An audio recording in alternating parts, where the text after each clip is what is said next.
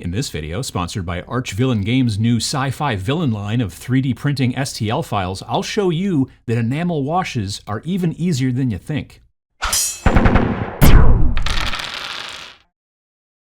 Warning, Uncle Adam is not a professional. He's usually not even very good. Try any and all of Uncle Adam's pro tips at your own risk. Void where prohibited. Uncle Adam is not actually an uncle. There is a real problem with enamel washes, well, as far as I'm concerned. And what that problem is that I kind of want to use that technique all the time.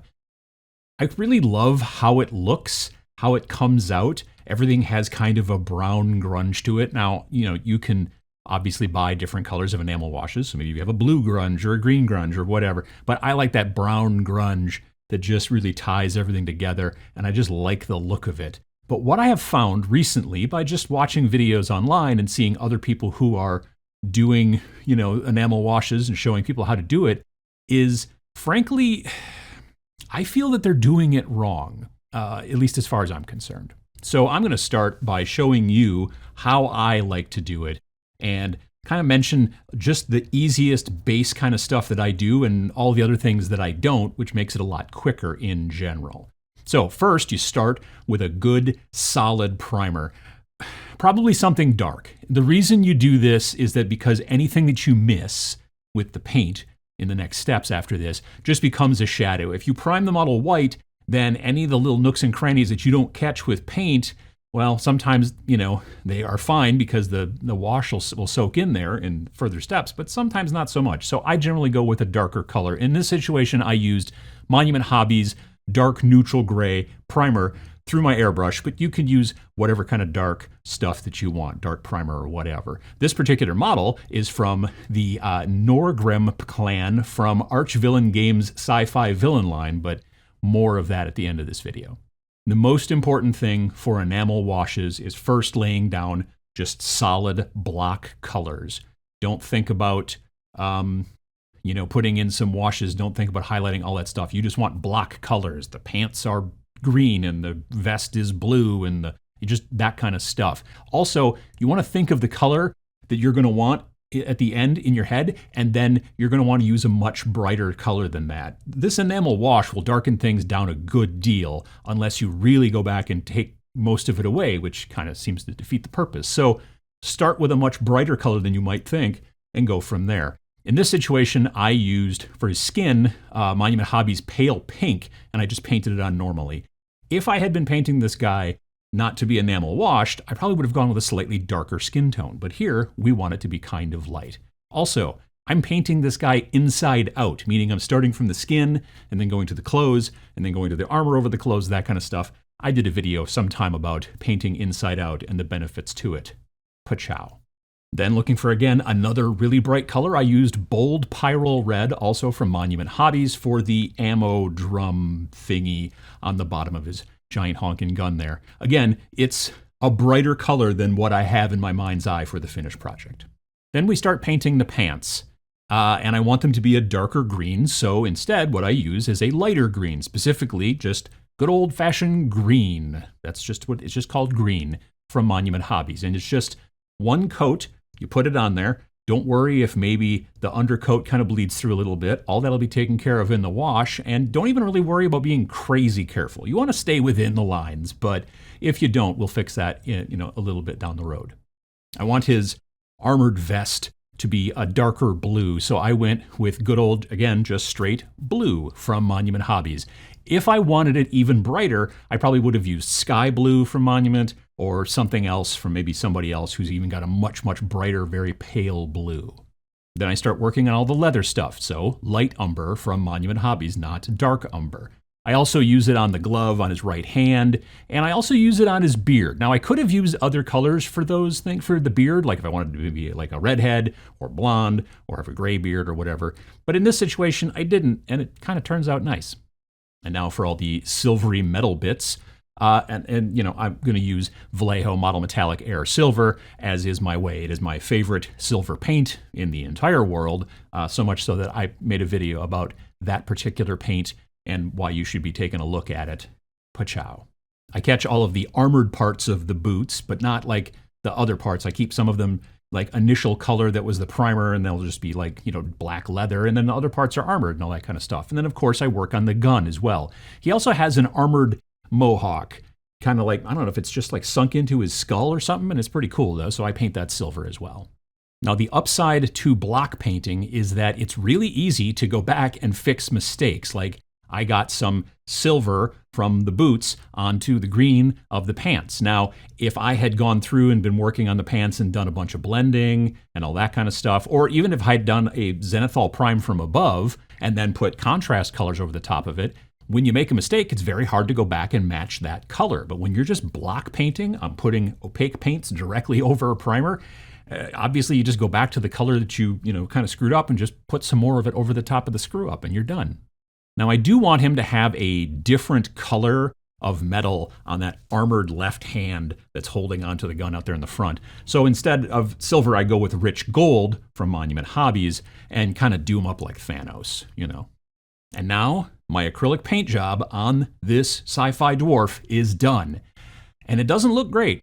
I'm not gonna lie. It's not what I'd be looking for in many situations. What I really want to do now is to go in and start putting on some washes, acrylic washes, and all that kind of stuff, and then do some highlighting, some edge highlighting, whatever, some dry brushing and all that kind of stuff, and really like start to make this model look a lot better. Here's the trick. Don't do that. You'll see people on YouTube and all other kinds of places who will be talking about how to use enamel wash. And in this step, they will start to go through and highlight and dry brush and all of that other stuff.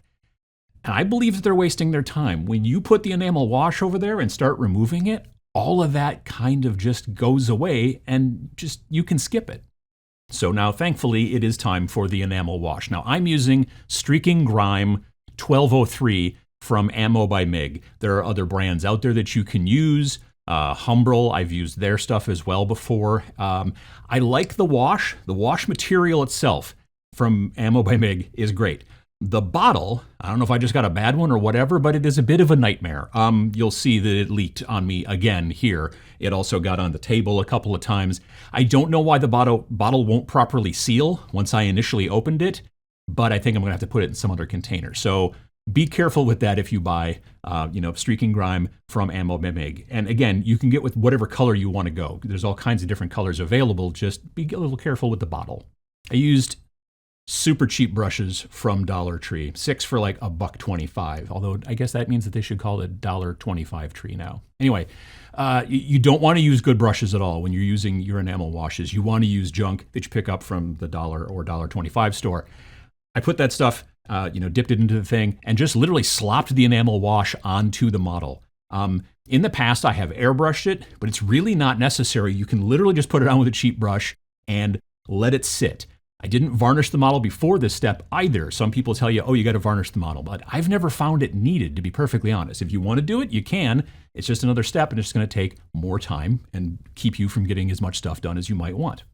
Now, after the model has sat for about 15 minutes or so, it's kind of dry, but still sort of wet, specifically in the deeper crevices and things like that. But most of it is dry, tacky, kind of. At this point, I then take an old piece of t-shirt material, not paper towel. Paper towel will tear and leave junk onto the model, which you will have a very hard time getting off, and you will have to start over. So don't use paper towel or toilet paper or Kleenex. Use t-shirt. Old t-shirts actually work great. Just rip them up into strips and go to town with that. And then you just start wiping the bigger, kind of more exposed areas of the model. The arm that's sticking out, the top of the head, the back, that kind of stuff. And in this situation, the t-shirt material is dry. I'm not using any kind of, mineral spirits or anything. That'll come in a bit. Then I start working with a Q-tip. Now, these are weird-looking, fancy, bullet-shaped Q-tips that are used for, I think, cleaning electronics. I got them on Amazon. I'll put a link down below. But they work really well because they can get into tighter spaces and they don't unravel like a normal Q-tip does as quickly. But, regular Q-tips, if you got them, will still work. I take them and I start kind of lightly wiping up areas that the t-shirt material couldn't reach. Now, if there are areas that you really want to clean, then you'll need to start using some mineral spirits. The stuff that I use is called Gamsol. Amazon link down below. That's where I got mine from. I can't find any place locally. It was suggested by Vince Venturella, who you should be following here on YouTube. It is truly odorless. Every other odorless mineral spirit I've ever sniffed is like, well, I can smell that. This is really, really odorless. And it's also artist grade, so that means it's fancy, I guess. I don't know. But you can use regular mineral spirits, if you want. Clean up some bits that you want to with the Q-tip carefully. Don't scrub real hard. And then dab up with the other end. That's why there's two ends on the Q-tip, for exactly this reason. That's not true. But use one end, keep that one wet, do a little bit of wiping, and then kind of rolling and dabbing up. Use an old brush if you really, really, really need to clean something, like you don't want any wash left on, I don't know, his face or his whatever. You could use an old brush, clean it up, dry it off, suck up any excess, that kind of stuff. You'll get the hang of it. Now at this point, I feel like I'm done, minus the painting of the base and all that kind of stuff. If you want, you could go back in and touch things up if you wanted to. You could do a little bit of edge highlighting to bring out the edges of the gun a little bit more. You could go in and paint some details on his face or some things like that. You might want to either A, let it dry for a good long time before you do that, or maybe even let it dry for an okay amount of time and then go in and do some maybe spray varnish or something like that. It's totally up to you. I have painted over this stuff directly, but I've let it sit for about 24 hours. And again, I'm not going ham. I'm just going in and touching up little things like that. It works quite well. But in this situation, I was just like, this guy's done. Because it's so easy, this technique allows new painters to easily make their models look better, as long as grungy, war-torn soldiers are what you're looking for. Or it allows veteran painters to paint a bigger army much faster without all of the blending and the whatnot and the dry brushing and the edge, all that stuff. It just, you base paint everything, solid colors, and then you slap the stuff on and then you take it away. I like it a lot. And honestly, like I said, I have to try not to do it too much and then kind of become a one-trick pony. I love the look, but there's sometimes, when you're not looking for grunge, that it just obviously doesn't work. I hope you liked this technique, and I hope that you try it yourself. It's, like I said, easier than you might think. I also want to thank the sponsor of this video, Archvillain Games. They provided the 3D printed sci-fi dwarf model that I used all throughout this video. You probably know Archvillain for the amazing line of fantasy STL models that they've been providing for years through their Patreon and in places like My Mini Factory. We even used one of their models in Rain in Hell. Vince painted it all up, and then Artist Empire went through and did all the cool digital stuff, used it kind of as a Lord of the Pit, and it's an amazing looking model, like most of the models that they produce. But now they're getting into science fiction models made specifically for wargaming with their new sci-fi villain line. If you subscribe to their sci-fi villain tier on Patreon, link is down below again in the description, then you'll get new releases each month. This month is 22 models and also 22 custom bases, and you'll also get their Star Vault pack, which has 9 pieces of terrain, 5 explorer models, and a dragon. So again, check out the Norgrim clan dwarves and prepare for all of the other new sci-fi models that they'll be releasing each month on Patreon and then on My Mini Factory, like a la carte after that. Again, thanks to Archvillain Games for sponsoring this video, and thanks for watching.